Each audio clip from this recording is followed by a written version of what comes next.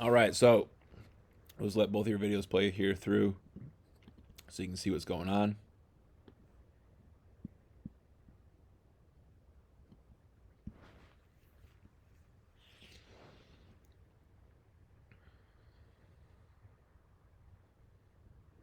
And then that front view.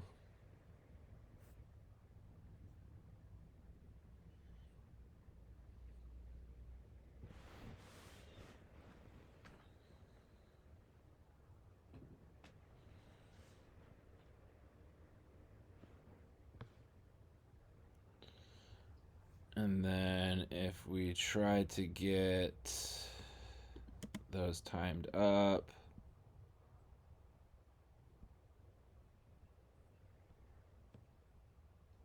somewhere around here-ish. That was pretty pure. Okay.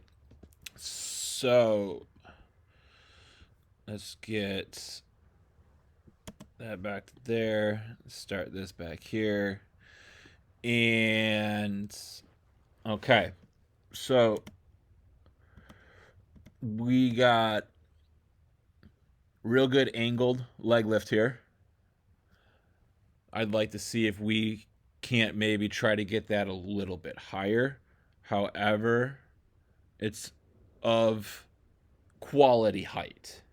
Okay, we're some of the videos that we'll look at the end here. You'll be able to see maybe how much higher you could look to work to get your leg lift to be. However, it's a very quality leg lift. Coming out of that leg lift, something that I like that you do, that we set the shoulder angle of front shoulder being of a stronger or higher positioning than the throwing shoulder. And with that, we try to also match the front hip being at a higher or stronger angle than the back hip. Or another way to look at that is our shoulder angle is trying to match our hip angle. Another thing that I like that you're doing that you may not even know that you are doing it is your front foot is in a closed position or your toe facing back towards shortstop. The way I like to think about it is leading the way with your heel. When you do this, this keeps the knee in a closed position, which keeps the front hip in a closed position. So one of the things that we can think about, since your body already does that, is how long can I keep it closed before the front foot hits the ground? And right before the foot hits the ground, then let that foot rotate, then let that knee rotate, then let that hip open up. Sorry about that. So let's take a look and see how long does this front foot stay closed for. Boom, we're still closed because that foot, or I'm sorry, the toes have not gotten in front of the heel. We're in a very neutral position. So we're still closed on that front leg. And we have just now begun to rotate that foot, which if we then look, where does the foot land? Soon after. So good. We're able to keep that front leg close, close, close, close, close, close, close. We're holding our power, holding our power, holding our power. Then it's send the power. So we do a pretty good job with that aspect. Okay. Another thing that we do a real good job of is making sure that we keep our weight loaded on this back leg. And we know that you're keeping your weight loaded on your back leg because we can look at the knee and where it's at in relation to the foot. And the longer that the knee is able to stay above the foot, we know our weight is back. We know we're loaded up in our lower body and we're ready to go. So that would also mean that the sooner that this knee starts to go away from the foot, the less we're loaded. So let's watch this back knee and see how long we can keep it above the back foot. Boom, it's still there. Still there. Still there. It's starting to move now. But that's a pretty good job. And we can see how far your back hip has been able to travel away from the rubber. Your body has gained a lot of ground while still being able to stay loaded and strong on your back leg. So that's something else that you do a really good job of. Here at this point in time, our upper body still has that good strong angle here. Our glove is in a great position with thumb down in the palm out position, which is going to help lead us into this really nice glove swivel that you do to finish the glove. That little swivel that which allows the body to go to the glove or the body to continue to gain ground when we finish our glove in that swivel manner. Now let's look at something that is probably something you would not have noticed. And let's look at our foot here and watch how flat it stays or how well connected it stays to the ground. Or another way to look at that is, does our foot wobble at any point as we try to start getting our body to go towards the target? So let's just watch this foot here. It's strong and stable, strong and stable.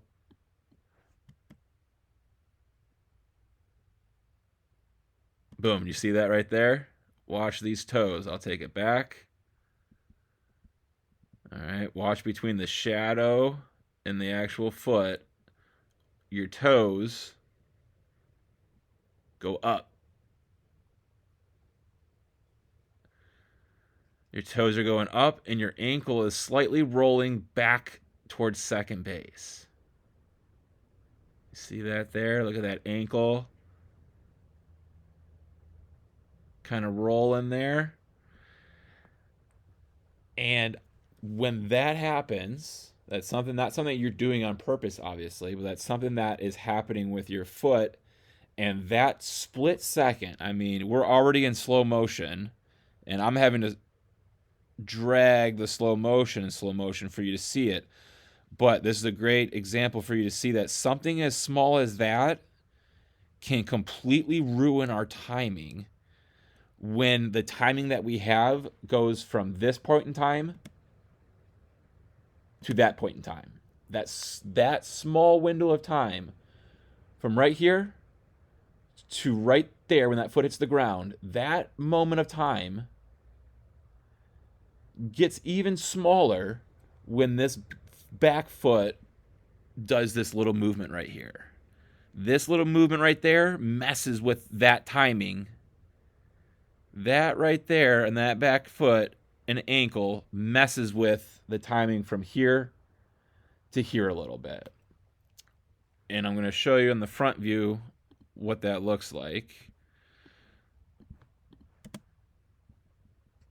So again, from here we'll be able to see we got a good leg lift, but maybe we could get it higher. Something that could help with what we're actually going to look at here. Boom. Okay, we notice when this foot hits the ground, we got our front hip is right here, and then we go inwards into our body, and here's our knee, and then we go outwards, and here's our foot. And if we look, our foot and our hip are in the same plane, but our knee is inside of our body. That little wobble in our foot right here, this little instability, doesn't allow us to drive off this back knee when we want to, or when we should, or when we could. That little wobble delays it a little bit because now we got to get resettled, and now I can drive. Okay. I have to get resettled, and now you begin to drive. But you can see you begin to drive, and that heel's already starting to hit the ground. So then once that foot hits the ground, boom, you can't drive no more. But your body wants to. It needs to drive more to get the hips rotated more, to get the knee rotated more, to get the foot rotated more. So if we watch over these next couple of frames, we'll see what the hip, knee, and foot wanted to be able to do, but it's not going to be able to do it the way it should because this foot has already hit the ground. So we watch the back foot, back knee, back hip. Boom, boom, boom. See how much it's rotating here? Boom. This position right here that our lower body is in right now, picture perfect position to be at when this front foot hits the ground for the first time. However, we can see how long it took for that knee to get, boom, into a position that's better in line with the hip and foot. And what we're going to notice is the position now that your chest is in, when this lower body is in its great position. And if we get some big leaguers in here, side view, and also front, we look at Hunter Green. Let's see, which one's going to be better angled from the front? Maybe this one? We'll look at both. So Hunter Green, if you don't know, Cincinnati Reds, rookie this year, throws 99 to 10, basically 103 on the regular. Okay. And if we watch when his foot hits the ground, how much more straight in line this is. And we can also see that back foot, how much more turned over it is. It's very much closer to the position that yours is in here. Okay, but like we said, for your lower body to look like his lower body, it didn't happen at front foot strike like his did. Yours happened now. And we can see the differences in the upper body. Your upper body is fully rotated by the time your lower body gets into a great position. His upper body is still trying to be closed when his foot hits the ground. Okay, let's use this one. This might be a better clarity one too. You still need to switch batteries. Boom. So that way this knee doesn't have to roll out to finish that throw. For you to finish your throw, watch your knee have to roll out. And then if we watch Hunter Green then from the side. Oh, I don't have a Hunter Green from the side. All right, let's do someone I have from the front and the side. Dylan Cease. Dylan Cease is a young dude with the Chicago White Sox. I think he's between 24 and 27. He was like their number 1, maybe their number 2 this year. Had one of the higher Ks per 9 in the entire MLB this season. This obviously is from his minor league days, maybe 2 years ago. So if we just watch from the front first, let me mute that, and see at foot strike here how much this front leg is going to rotate. Boom. A lot more in line. We can see that belt buckle a little bit better. So we slide that there. We can also see how closed those shoulders are at that point. We go here and see how he got there. Boom. So we can see belt buckles going to the target, belt buckles going to the target. This leg is in a good straight line. in a good straight line. This back foot's turned all the way over, yet the shoulders are still closed. The shoulders are still closed.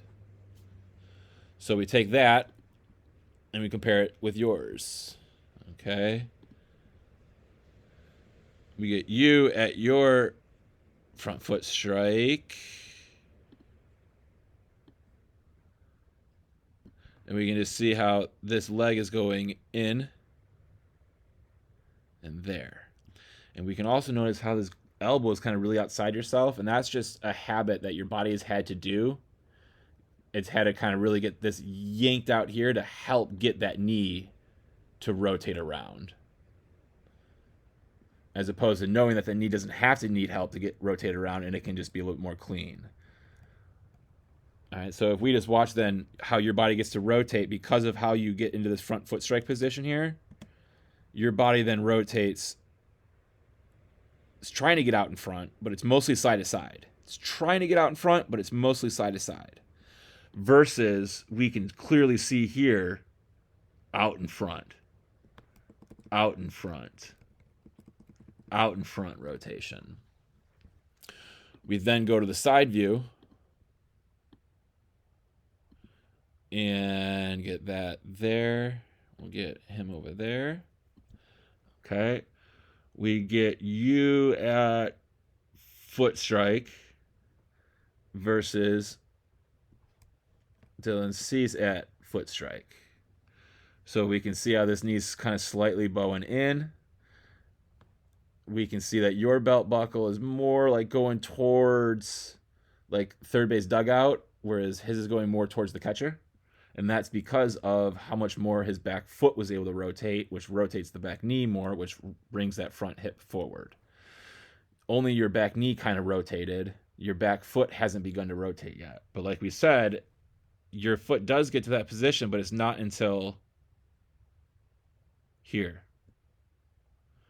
So now your lower body looks a lot more similar to Dylan Cease's lower body. However, we can see how much upper body rotation you've had to sacrifice in order to get into that lower body rotation. I'm sorry, that lower body position. So now when you go to throw, that's why there's a little bit more side to side or struggle to get out in front with that throw versus getting to get out in front with that throw, out in front with that throw, out in front of that throw. Another thing that he's going to be able to do that to help him get out in front is watch what this front leg does. It's what we call our lead leg locking out or blocking with our front leg. Watch what it does here. Boom. We got to lock it out. Once the foot hits the ground, once that foot hits the ground, it's time to lock it out. It's time to lock it out. Lock it out. And that's another thing that helps us get that energy going out in front with the throw, out in front with the throw, out in front with the throw, versus energy is just getting lost in that knee. We didn't get to get that energy to go out in front. So, of all the guys on the team, I would say you are the closest to being where we want to be at. It's just a matter of using your lower body more than you've ever have or probably have ever been shown how important it is to use that lower body. Everything you do with the upper half is pretty darn good. Everything you do with getting the lower body into a great position, ready to rotate, is fantastic. It's just being able to fully rotate that lower body on time so that power gets sent upwards to our upper body on time to be able to get sent in a good direction downhill on time.